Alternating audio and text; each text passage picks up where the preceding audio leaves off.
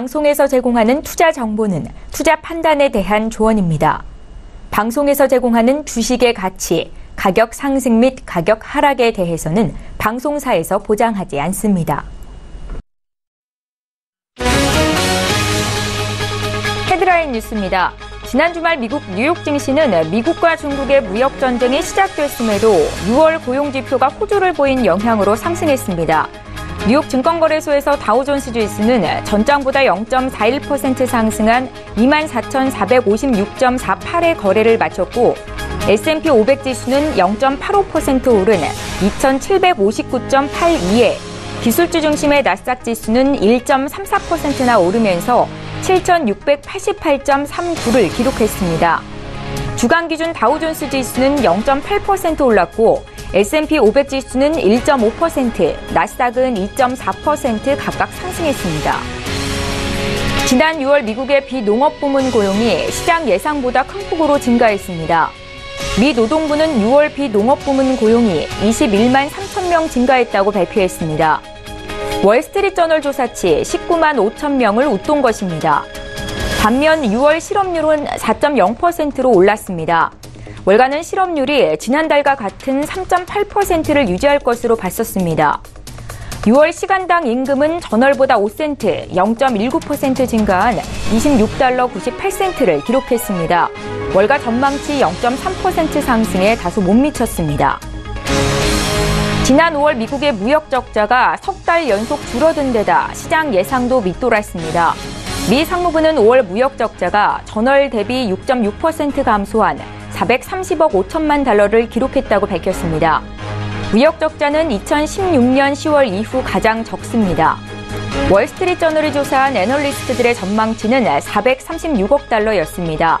5월 수출은 전월 대비 1.9% 증가한 2,153억 3천만 달러, 수입은 전월 대비 0.4% 늘어난 2,583억 8천만 달러를 나타냈습니다. 해외 투자은행들은 미국과 중국의 무역 전쟁이 세계 경제에 미치는 영향은 크지 않을 것이라고 평가했습니다. 국제금융센터에 따르면 시티그룹과 골드만삭스는 500억 달러 상당 제품에 대한 관세 외에 2천억 달러의 추가 관세와 같은 전면전은 없을 것으로 내다봤습니다. 지금까지 발표된 관세 부과 규모는 미국과 중국 GDP의 각각 0.5%, 0.4%에 불과하다면서 다만 높은 긴장 상태가 수개월 동안 지속할 우려가 있고 이는 기업 투자 및 소비 지출을 위축시킬 수 있다고 지적했습니다.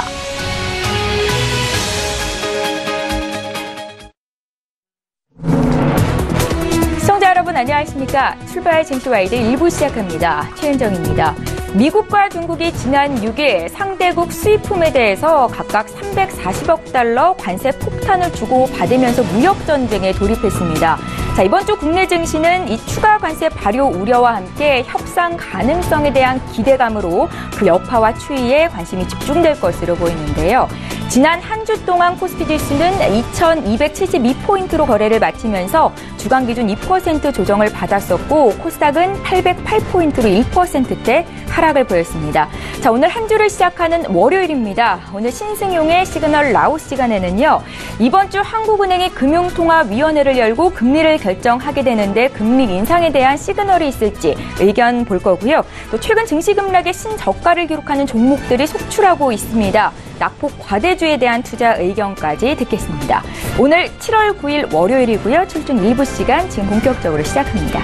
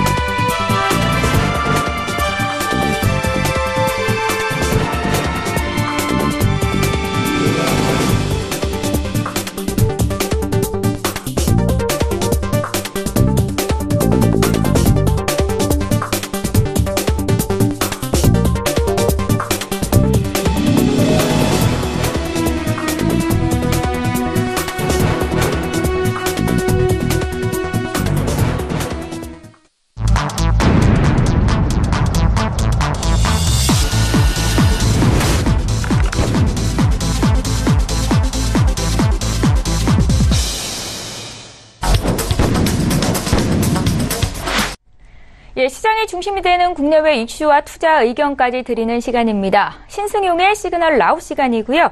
브레인코리아 인베스트의 신승용 대표 이 자리에 모셨습니다. 어서 오십시오. 네, 안녕하십니까. 예, 자 먼저 이번 주 증시를 움직일 시장의 신호는 어떤 것들이 있을지 화면으로 함께 보겠습니다.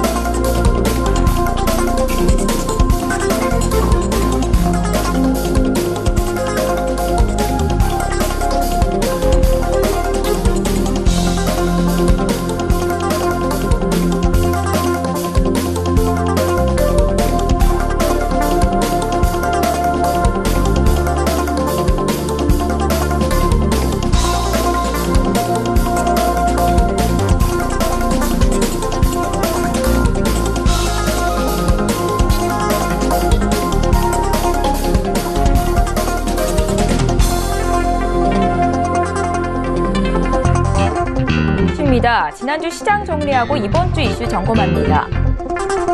금주 목요일 한국은행 금융통화위원회가 개최됩니다. 기준금리 방향성에 대해 짚어봅니다. 이달 들어 1년 내 최저가 종목들이 속출하고 있습니다. 이 낙폭 과대주에 대한 접근 전략 짜겠습니다. 실적에 대한 기대감과 함께 항공업계가 오너 리스크에 대한 불안감이 지속되고 있습니다. 투자 의견 짚겠습니다. 예, 지난주 국내 증시에서 코스피 지수는 2,300포인트 아래로 떨어지고 코스닥도 한때 800포인트가 무너지기도 했었습니다. 자, 지난주 금요일에는 결국 미국의 1차 관세 부과가 결정이 됐고요. 한편 삼성전자, LG전자 실적이 발표가 됐는데 이로써 2분기 기업들의 어닝 시즌이 본격화됐습니다. 대표님, 먼저 지난주 시장 흐름 어떻게 보셨습니까? 일단 지난주 크게 두 가지 이슈가 있었다라고 말씀을 드릴 수 있겠죠. 예.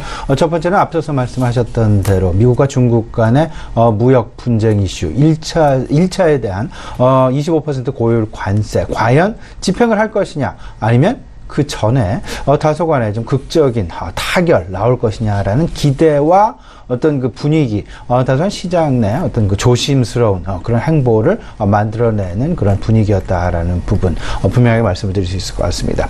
여기에 2분기 실적 시즌의 포문을 열었습니다. 삼성전자 그리고 LG전자 각각 잠정 실적 발표를 하면서 다소간 시장 내 기대치에 어떤 그 부합하는 그런 모습 하지만 실질적으로 7분기 만에 삼성전자 기준으로 분기 기준 하락을 하는 매출 내지는 영업 실적 하락을 하는 그런 모습 보이면서 일단 그 주가 차원에서는 다소간 45,000원을 하향하는 그런 모습들이 나타났다라는 부분 크게 정리를 할 수 있을 것 같습니다. 예. 이제 문제는 앞으로 이제 진행 여부가 되겠습니다. 첫 번째 말씀드렸던 대로 무역 분쟁 이슈 과연 이제 2차 소위 말하는 이제 그 500억 달러, 나머지 이제 340억 달러의 나머지 160억 달러에 대한 추가 고율관세 부과 예정, 이제 2주 앞으로 다가온 그런 상황이 되겠는데요. 과연 그 전에 이런 상황들이 조금 좀 조심스러운 태도를 보일지 아니면 실질적으로 서로 간의 치킨 게임 양상으로 치달을지 이런 부분들에 대한 우려감 시장 내 여전히 잔존하고 있다라고 봐야 될 것 같고요. 이런 부분들이 있다 보니까 아무래도 시장 어찌 보면 코스피 기준은 한 2,300포인트가 사실상 시장 내 1차 지지선이었다라고 생각이 좀 많이 들었고요. 예. 그리고 코스닥 같은 경우는 800포인트가 시장 지지선이다라는 그런 생각을 좀 많이 했었습니다. 하지만 코스닥 기준으로는 790포인트까지 하락을 했다가 일단 800포인트를 넘어서서 주간 기준으로 마감하는 그런 모습을 보여주었습니다만은 코스피는 여전히 2300포인트 아래 2272포인트 선에서 마감을 하는 그런 모습을 보여주었다라는 부분. 일단 시장 외국인들 비롯해서 기관 역시 안전자산 선호 현상에 대한 상당 부분 확대 이런 부분들로 인해서 다소간 시장 내 전반적인 투자의 비중을 좀 낮추는 그런 모습들이 나타났었다라는 점. 이러다 보니까 시장 내 올해 들어서 월간 기준으로 신저가 종목은요, 1년 신저가, 52주 신저가 종목은 한 40개 내외에서 마무리가 되는 그런 부분이었지만, 이번 7월, 불과 열흘도 지나지 않았음에도 불구하고 신저가 종목이 250개를 각각 시장에서 넘어선, 소위 말하는 한 1200여 개 종목이 각각 시장에 상장이 되어 있으니까요. 250여 개의 어떤 그 신저가 종목 7월 달 들어서만 열흘도 안 된 상황에서 이렇게 들었다라는 이야기는 5종목당 한 종목, 소위 말하는 한 25%, 20% 가량의 신저가가 새롭게 나타나고 있다라는 부분. 그러면 우리들 이제 투자자 입장에서 이런 생각을 해야 되겠죠. 과연 이제 신저가 종목들이 소출을 하니까 낙폭 과대주에 대한 접근이 상당 부분 유리하지 않을까라는 그런 생각. 그러다 보면 낙폭 과대주에 대한 분명한 접근 전략, 투자에 대한 관점, 투자에 대한 기준을 분명히 마련하고 낙폭 과대주를 접근해야 될 것이다. 무조건적으로 좀 많이 떨어졌다라고 해서 주식을 무조건적인 접근해서는 절대 안 되겠다라는 부분. 그 기준 먼저 말씀을 드린다 보면 지금 현재 진행되고 있는 투자 전개의 어떤 그 방향, 투자 분위기의 방향 생각을 해보면 첫 번째, 2분기 실적 시즌이 진행되고 있다라는 부분. 그러면 2분기 실적 예상 실적과 3분기 예상 실적 대비 낙폭 과대주가 어떤 것이냐라는 부분 찾아봐야 될 것 같고요. 두 번째, 지금 이제 금리 인상기가 되겠습니다. 금리 인상기라 함은 아무래도 고퍼 성장주, 고PER 성장주 쪽보다는 저PER 가치주에 대한 관심이 시장 내에서 점점 늘어날 수밖에 없다라는 부분. 그리고 또 한 가지, 경기 방어주에 대한 매력들이 계속해서 늘어나고 있다라는 부분들.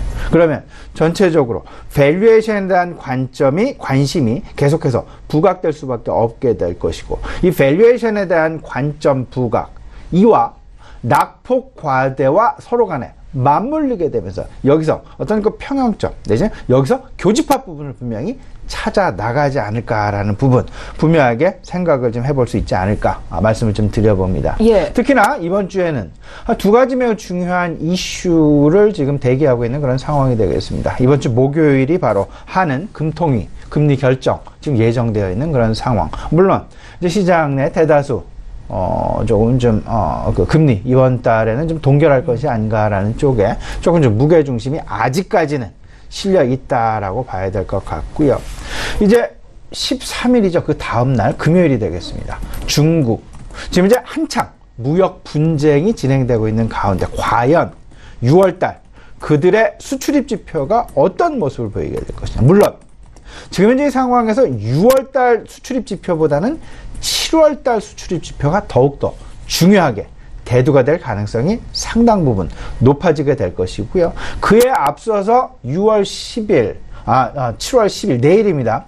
중국의 CPI, PPI, 그러니까 소비자 물가 지수와 생산자 물가 지수 발표 지금 예정이 되어 있다라는 부분. 그리고 6월 12일에는 미국의 소비자 물가 상승률 역시 지금 발표 예정에 있다라는 부분들이 결국은 물가라는 부분과 수출입 지표라는 부분에 시장 내 경제 지표에 대한 관심 부분은 상당 부분 쏠릴 가능성이 앞으로 향후 한 2, 3개월 이상은 계속되지 않을까라는 부분 분명하게 말씀을 좀 드려보고요. 수출입 지표에 왜 우리가 주목하는지 이유 아시죠? 지금 현재 중국과 미국 간의 무역 분쟁 이슈에 있어서 그 결과치 과연 어떤 모습을 보일 것이냐의 문제. 그리고 CPI, PPI 소위 말하는 물가 지표에 왜 우리가 관심을 갖느냐 하면 지난달에도 FOMC가 기준금리를 0.25% 25bp 상향 조정한 바가 있었습니다. 그러면 앞으로 물론 지난주에 발표되었던 6월달 FOMC 연준 의사록 발표 이 부분을 살펴보면 점진적인 어떤 그 금리의 인상 부분을 예고하고 있긴 합니다만은 그래도 여전히 시장 내에서 두 차례 점도표에 의해서 두 차례 추가적인 금리 인상 가능성이 상당 부분 짙은 상황에서 금리 인상의 그 기준 잣대는 두 가지라는 말씀 계속 드리고 있습니다. 고용이라는 부분 한 가지와 물가라는 부분 한 가지. 물가 2%를 넘어서는 기준 물가치 항상 목표치로 지금 설정을 해놓고 있다라는 부분. 그렇기 때문에 CPI, PPI 상당 부분 중요한 기준이 될 것이다 라는 부분 분명하게 말씀을 좀 드려보고요. 지난주 주말에 발표되었던 미국의 고용지표 역시 다소간 시장의 어떤 그 전망치를 전망치는 이제 실업 고용 같은 경우는 상회하였고 실업 같은 경우는 다소간 좀 하회하는 실업률 같은 경우에는요. 일단 지금 현재 실업률 3% 후반대를 계속 유지하고 있다라는 자신감을 FOMC에서 그동안 보여줘 왔었습니다. 하지만 이번에 발표된 부분 4.0%, 4%로 조금 이제 그 위로 들려지는 그런 모습 보여줬다라는 부분은 물론 이게 급격하게 어떤 그 FOMC 의사결정에 충격파를 던지지는 않겠지만 아마도 조금씩 어찌 보면 임금의 인상이라는 부분이 조금씩 어떤 그 실업률에 영향을 미치고 있는 것은 아닌지 이 부분에 대한 의구심 조금씩 시장 내 나타나고 있다라는 부분이 결국은 실업률이라는 부분, 고용이라는 것 한 가지와 그 다음에 물가라는 것 이 부분에 우리가 분명히 관심을 가져야겠기에 앞으로 우리가 시장에서 바라봐야 되는 경제 지표, 주목해야 될 경제 지표는 소비자 물가 상승률 부분, 그리고 이제 그 고용이다라는 부분, 그리고 무역 분쟁, 미국과 중국 간의 무역 분쟁 때문에 수출입 지표가 과연 어떻게 나타나는지의 여부, 이 부분까지 아울러서 생각을 해봐야 될 것 같습니다. 그럼 큰 그림 속에서 어떻게 봐야 될 것이냐? 결국은 선진국의 어떤 그 경기 상황, 그리고 신흥국 경기의 경기 상황. 선진국 경기는 결국은 미국의 경기 상황과 유로존의 경기 상황으로 이렇게 어떤 그 집중되어지는 그런 모습이 보여질 것 같고요. 예. 신흥국 같은 경우에는 중국의 경기를 기준으로 해서 어떤 그 기준이 모아질 것 같다. 지난주 이제 그 전화로 잠깐 말씀을 드린 바가 있었습니다만은 중국의 경제 성장률 전망치가 점차 조금씩 하향 조정되어갈 그럴 가능성이 높다라는 부분. 6.8%, 6.9%가 아닌 6.9%로의 하향 조정 가능성도 우리가 열어놔야 될 것이다라는 부분 생각을 해본다라면 미국을 비롯한 선진국의 경기 상황, 중국을 비롯한 신흥국의 경기 상황, 이 사이에 끼어져 있는 우리나라의 경제, 전체적으로 아마도 이번 12일 한국은행 금융통화위원회에서 금리의 결정과 더불어서 향후 그 한국의 우리나라의 경제 성장률 전망치도 예상을 지금 하고 있는데요. 기존 3.0%의 성장률 전망치를 가지고 있었습니다. 하지만 이 부분을 과연 3.0%를 계속 유지할 것인지, 아니면 이보다 조금 높일 것인지, 아니면 다소간 좀 낮아진 경제 성장률 전망치를 한국은행에서 제시할 것인지의 여부 역시 이번 한국은행 금융통화위원회 12일 목요일 개최 예정에 있습니다. 이 부분에 대한 매우 중요한 관전 포인트라는 생각이 좀 많이 듭니다. 네. 결국에는요, 이번 주 관심 이슈 앞서서 두 가지 말씀을 드렸죠. 중국의 수출입 지표라는 부분 한 가지와 한국은행 금융통화위원회라는 거 한 가지 말씀을 드린 바가 있습니다. 결국은 신흥국 그리고 중국의 경기 동향, 우리가 매우 중요한 우리 경제에 있어서 상당히 중요한 그런 이슈가 될 것 같은데요. 이와 맞물리게 되면서 달러와의 강세 이슈 역시 시장 내 외국인들의 수급을 좌지우지하는 그런 매우 중요한 가늠자 역할을 좀 할 가능성이 높다라고 보셔야 될 것 같고, 중국의 경제 지표 계속해서 주목하자라는 그런 말씀 좀 드려보고자 합니다.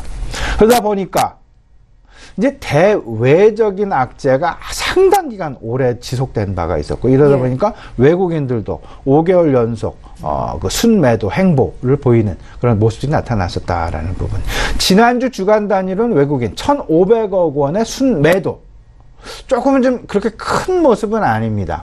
하지만 한 3개월 내지는 6개월 누적 외국인 매도를 생각을 해보면 약 한 4조 원, 5조 원이 넘어가는 그런 외국인의 순매도 행보, 과연 이것이 다시금 순매수 행보로 돌아올 수 있을까의 여부, 결국은 달러화의 방향성 추이를 우리가 계속해서 좀 지켜봐야 되지 않을까라는 그런 생각이 좀 많이 들고요. 아울러서 이러다 보니까 결국은 시장 내 낙폭 과대주라고 생각할 만한, 소위 말하는 주가의 하락폭이 깊어지는 그런 종목들이 속출하고 있다라는 부분. 그러다 보니까 낙폭 과대주들의 순환매가 시장 내에 많이 나타나지 않겠느냐. 순환매라 하면요, 다시 한번 순환매의 정의에 대해서 말씀을 좀 드리겠습니다. 순환매는 절대 어떤 그 방향성을 가지고 그 동업종이 상승을 하거나 하락을 하는 것이 아닙니다. 짧은 관점에서 돌아가면서 어떤 그 주가의 상승 랠리가 나타나는 그런 모습이 순환매라고 정의를 내릴 수 있을 것 같고요. 순환매, 다시금 생각을 해본다면 이에 대한 대응 전략은 결국은 짧게 끊어가는 그런 전략이 유효하다라는 말씀과 함께 순환매 결과물은 결국은 순환매가 이루어지면서 한 두세 번 순환매가 돌고 나면서 결국은 차기 주도주의 결정이 나타나게 될 것이다 라는 부분. 순환매를 가지고 서로 간을 보고 밑간을 보는 그런 모습들이 나타나는 과정들이 진행되면서 이 속에서 과연 차기 주도주가 나타날 가능성이 상당히 클 것이다 라는 부분. 그렇다면 우리는 순환매들이 어떤 종목군에서 순환매들이 나타나는지 일단 간을 좀 볼 필요가 있을 것 같습니다. 그 속에서 과연 차기 주도주로 등극할 가능성이 높은 업종을 고르는 것이 바로 순환매가 일어나는 그런 과정 속에서 우리가 취해야 될 그런 접근 전략이 아닌가라는 생각이 좀 많이 들고요. 낙폭 과대주 중에서 순환매가 일어날 가능성이 높을 것이다 라는 부분. 그러면서 2분기 실적 시즌이 진행되다 보니까 2분기 실적과 맞물린 낙폭 과대주 전략이 필요해 보인다라는 부분. 물론 여기에는 바이오도 있을 수 있고 남북 경협주도 포함이 될 수 있겠습니다. 근데 문제는 2분기 실적 시즌이 진행되고 있다라는 부분. 그러면 2분기 실적, 시장의 눈높이, 그동안의 눈높이와 그들이 발표되는 실적 사이의 갭이 상당 부분 없는, 갭이 오히려 거꾸로 그러니까 거꾸로 갭이 있는 종목들은 상승, 낙폭과대주가 상승을 하면서 오히려 상승 턴어라운드에 대한 가능성이 높지만 시장 내 기대했던 기대치, 전망치는 그대로인데 발표되는 실적치는 상당 부분 실망스러운 그런 모습을 보인다라면 낙폭 과대주에서 벗어나는 것이 아니라 그 낙폭은 오히려 더욱더 심화될 가능성이 높아지면서 오히려 시장은 이에 대해서 거품이라고 평가를 내릴 그럴 가능성도 높을 수 있다라는 부분까지 아울러서 좀 생각을 해 두셔야 될 것 같습니다. 예. 자, 말씀하신 이번 주 증시를 움직일 주요 이슈에 대해서 구체적으로 짚어보겠습니다. 먼저 우리나라의 경기와 물가가 쉽게 오르고 있지 못한 상황에서 미중 간 무역 분쟁 등 이 리스크가 확대되고 있습니다. 이런 가운데 이번 주 목요일이죠. 한국은행이 금융통화위원회를 열고 기준금리를 결정하게 됩니다. 현재 미국과의 금리 차가 한 0.5%포인트 정도 벌어진 상황에서 어떤 금리 인상에 대한 시그널이 있을까요, 대표님? 예, 지금 이제 금리 통화 당국의 어떤 그 고민 상당 부분 심화되어 있는 그런 상황이 아닐까 생각이 됩니다. 예. 금융정책에 대한 방향성에 대한 고민을 몇 가지 좀 들어보죠. 미국과 중국 간의 무역전쟁이 혹여나 장기화되는 것은 아닐까라는 그런 우려감. 장기화된다라면 섣불리 지금 현재의 상황에서 금리를 높이기에는 인상하기에는 다소간 좀 부담스러운 그런 양상이다. 향후 미국과 중국 간의 무역전쟁 장기화 여부 추이를 좀 지켜볼 필요가 있겠다라는 그런 생각이 좀 많이 들고요. 두 번째, 달러화의 강세라는 부분. 아무래도 달러화의 강세라 하면 원화의 약세겠죠? 예. 원화의 약세라 하면 우리나라 입장에서는 수입물가의 상승이라는 상당 부분, 통화당국 입장에서는 긍정적인, 금리를 인상시키기에 긍정적인 그런 부분. 하지만 실물 경기에서는 그럴 수 있지만 금융 경기에서는 달러의 강세를 나타나게 된다면 글로벌 유동성의 이탈도 우리가 염두를 해야 될 것이다. 외국인 투자자들의 이탈. 그렇기 때문에 어떤 그 금리, 지금 앞서서 말씀을 해주셨습니다. 0.5%, 50bp의 금리 차, 한미 간 지금 나타내고 있는 그런 상황. 이게 0.75%로 벌어지게 될 가능성이 이번 9월 상당 부분 높아진다라면 그에 앞서서 미리 선제적으로 7월, 8월 미리 우리나라의 금리를 좀 높여놓을 필요는 있지 않을까라는 부분 말씀을 좀 드려봅니다. 세 번째가 최근 나타나고 있는 국제 유가의 상승 부분이 될 것 같습니다. 이 부분은 물가 부담을 상당 부분 완화시켜주면서 통화당국에는 일단 긍정적인 어떤 그 영향을 미칠 그럴 가능성이 있을 것이다라는 부분. 일단 70달러 위에서 상당 부분 전개가 되어진다라면 일단은 상당 부분 국제 유가는 지금 현재 통화 당국 입장에서는 고려사항은 분명히 아닐 수 있다라는 점 생각을 해볼 수가 있을 것 같습니다. 예. 마지막으로 가장 부담이 되는 부분은 아무래도 가계부채에 대한 부담이 되겠죠. 가계에서 디폴트가 나게 된다라면 상당히 은행권, 금융권의 부실로 다가올 수밖에 없게 될 것이고, 금융권에 대한 부실은 결국은 전반적인 우리나라의 어떤 그 부담 요인으로 좀 작용이 되게 될 것이다라는 부분. 지금 이제 한창 정부 입장에 소비를 살리기 위한 노력을 많이 하고 있는 상황 속에서 가계부채 부담이 되면서 결국 소비의 활성화가 나타나는 데 있어서 금리 인상이 저해 요인이 된다라면 통화당국은 다소간 좀 곤혹스러운 그런 입장에 서 있을 수밖에 없지 않겠느냐라는 생각 지금 가져보게 됩니다. 지금 현재 일단 소비자 물가 상승률이 2% 아래서 지금 현재 나타나고 있는 1.5%, 1.2%대 좀 그런 상황이기 때문에 금리 인상 쉽사리 좀 나타나기는 어렵지 않겠나라는 부분이 좀 들긴 합니다만은 이번 7월은 아니더라도 분명히 8월에는 금리 인상 가능성이 높아지지 않겠느냐라는 부분 생각을 좀 해볼 수 있을 것 같습니다. 아마도 이번 지금 시장의 눈높이는 금리 동결이 되겠습니다. 하지만 금리 인상을 하게 된다라면 외국인 투자자들의 일시적인 유입 가능성도 우리가 배제할 수 없겠다라는 부분까지 말씀드리도록 하겠습니다. 예, 지난주 코스피가 2% 이상 내렸습니다. 지난주 마지막 거래 종가 기준 2272포인트가 코스피 종가였는데 고점 대비 지금 14%나 하락 상황이 진행되고 있습니다. 이달 들어서만 52주 신저가를 기록하는 종목들이 속출하고 있는데 낙폭 과대주는 어떻게 접근할까요? 예, 일단 코스피가 연초 고점 대비 14%, 코스닥이 14.3%. 예. 코스피는 2300포인트 하회하고 있는 그런 모습이고요. 코스닥도 역시 808포인트 선에서 진행이 되고 있긴 합니다만은 790포인트까지 하락했었던 그런 경험, 지난 주가 되겠죠. 생각을 해본다라면 800포인트 하향 돌파도 조금 좀 부담스러운 그런 상황이 되겠다. 좀 우리가 고민을 해봐야 되는 그런 상황이 되겠다. 말씀을 좀 드려봅니다. 하지만 일단 시장의 분위기는 하방 경직성이 지금 확보되고 있다라는 쪽으로 시장의 어떤 그 무게중심이 쏠리고 있다는 부분 분명히 생각을 하셔야 될 것 같습니다. 일단 삼성전자의 실적이 발표가 됐습니다.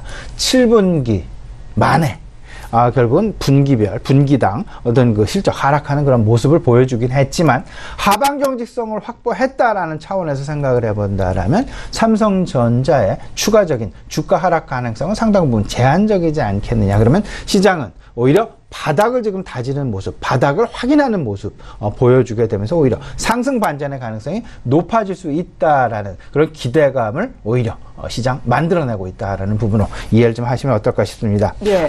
일단 지금 낙폭 과대주에 대한 접근 분명히 많이 떨어진 주식이 먼저 오를 가능성이 상당히 높습니다. 그렇기 때문에 낙폭 과대주에 대한 접근 전략 분명하게 만들어 가야 될 것 같은데요. 낙폭 과대주, 무역 전쟁이 만약에 개선이 된다라면 경기 민감주 먼저 V자 반등 나타날 가능성이 높겠다 보셔야 될 것 같고, 외국인 관점에서 생각을 해본다라면 외국인들 가장 많이 팔았던 업종 종목 IT 업종이 될 것 같습니다. IT 업종 상당 부분 많이 팔았다라는 부분. 근데 2분기 실적 관련해서 펀더멘탈을 확인하고자 하는 그런 욕구가 지금 계속해서 나타나고 있는 소위 말하는 고PER주, 바이오주와 남북 경협주, 이 부분은 사실상 실적을 중심으로 차별화될 가능성이 높기에 섣불리 많이 떨어졌다라고 해서 바이오와 남북 경협주는 쉽사리 접근하지 말고 선별적인 접근이 필요하겠다라는 부분 다시 한번 좀 강조해 드리겠습니다. 마지막으로 금리 인상기가 되겠습니다.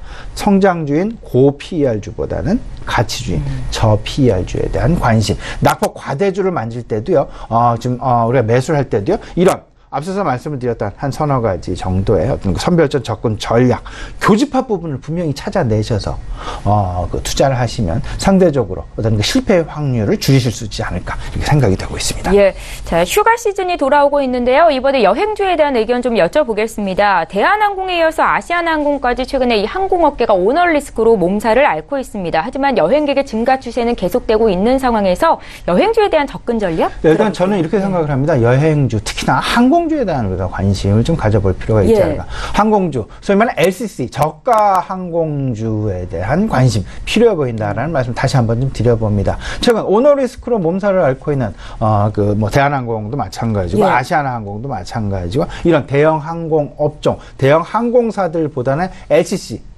진에어도 있고 제주항공도 있고 티웨이 홀딩도 있습니다. 근데 진에어는 알고 계시겠습니다만은 최근 이제 라이센스 취소 이슈가 여전히 좀 남아있는 그런 부분. 그러면 진에어보다는 오히려 좀 넘버 2죠. 제주항공에 대한 관심. 제주항공 이번 2분기 실적 상당히 긍정적입니다. 매출 22% 그리고 영업이익 17%의 상승, 증가 지금 예상이 되고 있다. 근데 이런 가운데 2분기가 항공업종의 비수기라는 부분을 생각을 해본다면 3분기 성장세는 조금 더 기대해 볼 수 있지 않을까라는 부분. 3분기는 여름 7, 8, 9월이 되겠습니다. 네.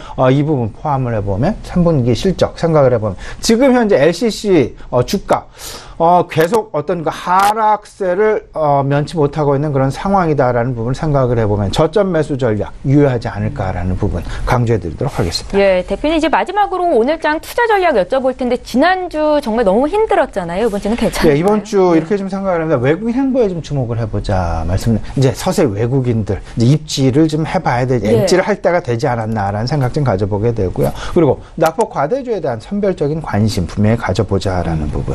지금 이제 시장 내 핵심 키워드 4가지가 있습니다. 미국의 무역 분쟁이라는 이슈, 달러와의 강세라는 이슈, 결국 이제 한은 금통이랑 연결이 되어 있죠. 외국인 수급이라는 부분, 그리고 2분기 실적이라는 부분. 이 4가지 이슈가 지금 시장 내 자리를 잡고 있습니다. 이와 맞물리면서 낙폭 과대주 중에서 어떤 부분이 먼저 해소 내지는 해결의 어떤 그 실마리를 찾아갈 수 있을지의 여부 분명히 생각을 해보시면 답이 좀 나오지 않을까라는 생각이 좀 많이 드는데요. 여기서 저는 2분기 실적과 중국 소비주에 대한 관심, 특히나 중국 소비주에 대한 관심 좀 가져볼 필요가 있지 않겠나 생각을 좀 가져보게 됩니다. 일단 중국 소비주, 컨텐츠 업종도 마찬가지가 될 것 같고요. 여행 업종에 대한 관심도 우리가 충분히 가져볼 만하지 않을까라는 부분 아울러서 말씀을 드리면서요. 전체 큰 그림 속에서는 IT랄지 경기 민감주도 역시 좀 큰 그림 속에서는 관심 밖으로 가져가서는 절대 안 될 것이다라는 특히나 삼성전자가 실적을 발표한 그런 상황 속에서 일단은 하반 경직성을 확보해주는 그런 상황 속에서 삼성전자의 탄탄한 실적 예상이 되고 그리고 실적이 실제로 발표되었다라는 점을 생각을 해본다면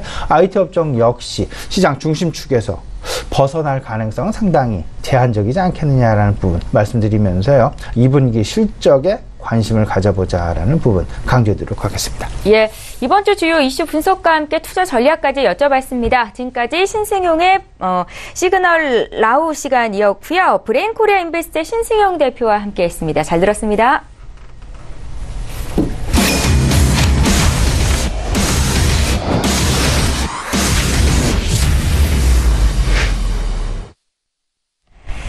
예, 이번에 국내외 선물시장 투자 전략 짜겠습니다. 선제트레이더의 선물 하이킥 시간이고요. 선제트레이더 오늘도 화상으로 연결해보겠습니다. 안녕하세요. 네, 안녕하십니까. 반갑습니다. 예, 이번 주 내내 또 고생해 주시겠죠? 오늘 국내 선물시장 투자 전략부터 여쭤볼게요. 네, 우선은 금요일 날 매도로 빠지던 아이들이 290 지수 깨지 못하고 291 지수를 지지한 상황에서 바로 반등을 크게 줬었습니다. 자, 저희도 잘 대응해서 크게는 수익은 안 냈지만 소소하게 수익을 찾아왔고요. 자, 그렇다면 저번 주까지는 추세를 뺐지만은 반등들이 있어서 추가적인 추세 하방을 보기는 아직 미지수다. 그래서 저희가 지속적으로 저번 주 말부터는 지속적으로 눌림 매수 전략을 펼쳐왔습니다. 291 지수 지지력, 290 지수 지지력에서 매수를 봐서 성공을 했고요. 자, 오늘 전략은 이렇습니다. 293 지지력 확인이 가장 중요하다. 가로저항점들 보셔도 큰 매물대고요. 그 다음에 얘네들이 매수 쪽으로 좀 더 옮겨가고 싶다면 오늘 293 지수 배수진으로 치고 그 다음에 293 지수 중반부터 배팅을 열심히 지켜보도록 하겠죠. 자, 그렇다면 지금 이 구간부터 오늘 시가가 약간 눌린다 하면 거기서의 지지력들을 받아내야 될 거고요. 야간장 때 어느 정도 반등을 해줬을 거기 때문에 걔네들은 눌림을 좀 기다렸다가 마중 나가는 게 좋겠다. 우선 고점을 맞고 야간장 때 다시 밀리던 아이들이 오늘 293 초중반 지수를 잘 지켜내는지 여러분들이 보시는 게 오늘 관건이고요. 그 구간에서 배팅을 해서 지지력을 받아내보는 게 오늘 우리가 매매할 수 있는 구간들이겠죠. 전반적으로 달러 인덱스 여전히 혼조세에 들어서 있고요. 보합에 멈춰 있고, 그 다음에 미국 지수들은 금요일날 굉장히 큰 반등을 해줬습니다. 그래서 전반적으로 달러, 저번에 해외 선물 쪽에서는 달러 눌림에 좀 주목하라고 말씀드렸죠. 아무래도 달러가 약해지니까 지수부터 전반적인 대폭 금요일날 반등들이 있었습니다. 그래서 국내 선물 오늘 눌림 구간에서 잘 지키는지를 지켜보시라 이렇게 말씀드리겠습니다. 그래서 예상 지지력들은 293 지수, 그 다음에 예상 저항은 298까지 추가적인 그림을 연하 298을 간다고 배팅할 게 아니라 293 지지력을 잘 받아내는지에 대한 배팅이 들어가야 된다 이렇게 말씀드리겠습니다. 이상입니다. 예, 저희 바로 이어서 해외 선물시장 투자 전략도 여쭤볼게요. 네, 해외 선물 쪽 이제 달러 인덱스 추가 눌림 약세에 대응하라고 말씀드리겠습니다. 우선은 저번 주에 달러 눌림에 대응을 하시라 말씀드렸고요. 우선은 눌려서 골드, 유로 전반적으로 반등을 줬었죠. 자, 그렇다면 여기서 추가적으로 반등들이 더 있는지 지켜봐야 될 구간이고, 우선은 한 마디를 어느 정도 왔기 때문에 추가적인 마디를 가기 위해서는 얘를 또 가는 것보다는 잘 지키는 게 중요하다.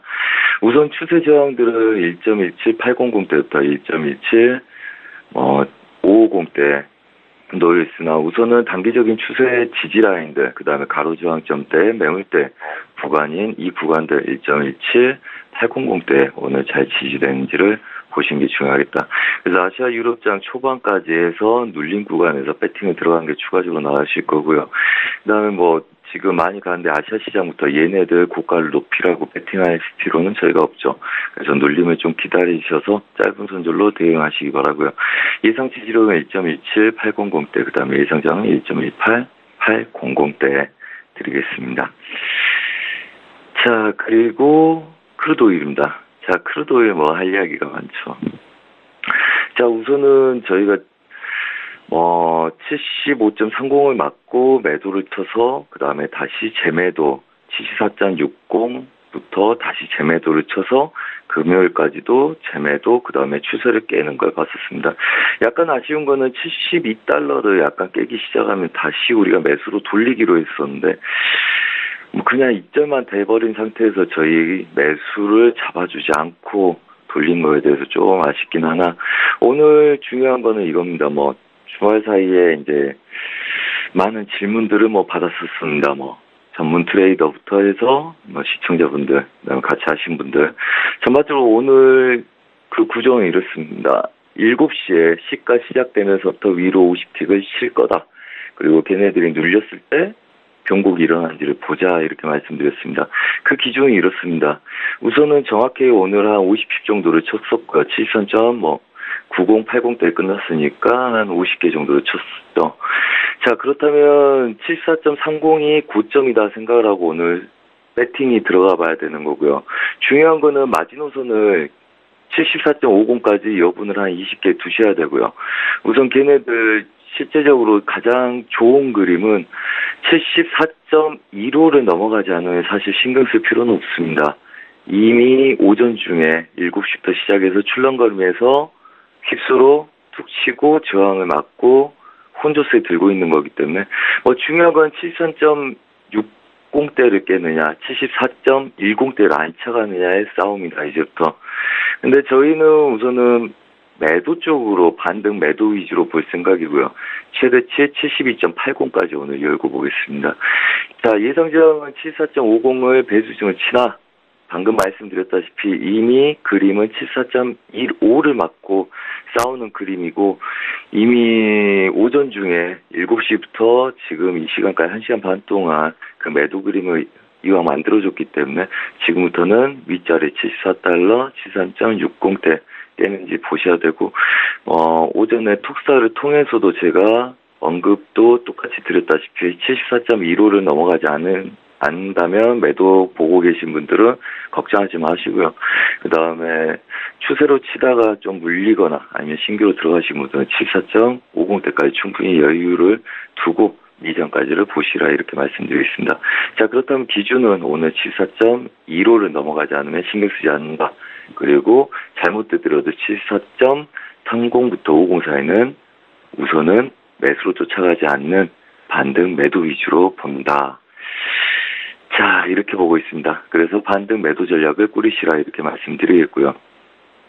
목표가는 73달러를 약간 깨는 72.8090대까지를 추가로 보시고, 그 다음에 지금 우선 끼어든 게 이거죠. 잠깐 정리 좀 해보겠습니다. 자, 우선은 추세 라인들을, 이 구간들을 깼다가 다시 껴들어간 거기 때문에 오늘 중요한 구간들이 이 윗구간에서 아래를 깰 수 있느냐죠. 그래서 이 추세 저항이 오늘 고점을 형성하느냐가 굉장히 중요합니다. 그래서 우선은 저희 전략은 얘네들을 막고 이 구간까지 보고 그 다음에 아래 구간을 추가적으로 보겠다는 이야기겠죠. 그래서 전체적인 보합을 보겠다는 이야기입니다. 시황적으로 원웨이로 빠지거나 원웨이로 갈 수 없는 시황들이기 때문에 고점 저점을 제외한 보합 구간 매매 전략을 말씀드리는 거기 때문에 좀 더 집중하셔서 보시면 수월하게 큰 수익 낼 수 있을 거다 이렇게 말씀드리겠습니다. 자, 그 다음에 마지막으로 골드입니다.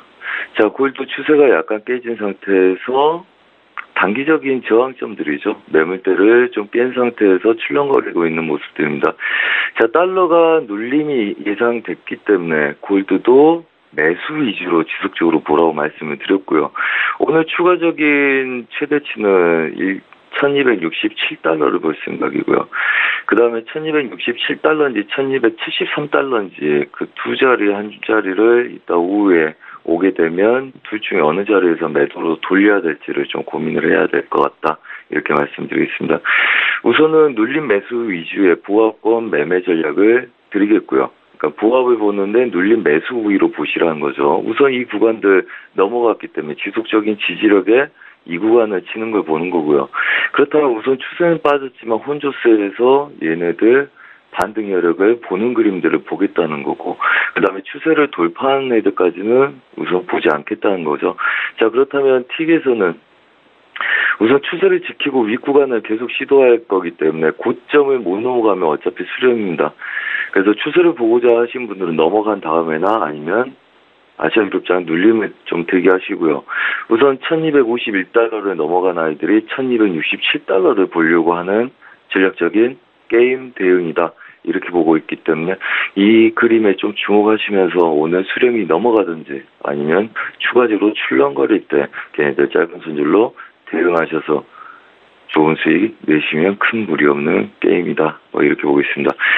그래서 단타분들이 너무 아시아 유럽장 길게 보려고 하지 마시고요. 어차피 아시아 유럽장 바로 추세가 날 가능성이 20, 30%, 그 다음에 유럽장 이후부터 추세가 날 가능성이 높기 때문에 아시아 유럽장 짧은 손절로 작은 수익, 20, 30개 내외의 수익을 대응들 하시고요.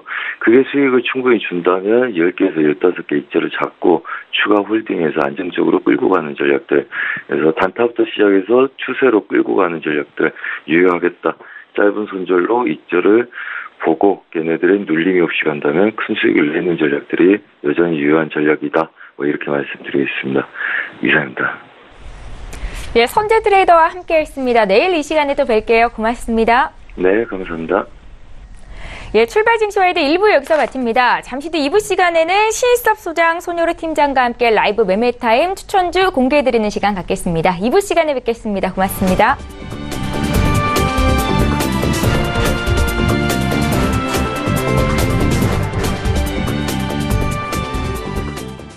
본 방송에서 제공하는 투자 정보는 투자 판단에 대한 조언입니다. 방송에서 제공하는 주식의 가치, 가격 상승 및 가격 하락에 대해서는 방송사에서 보장하지 않습니다.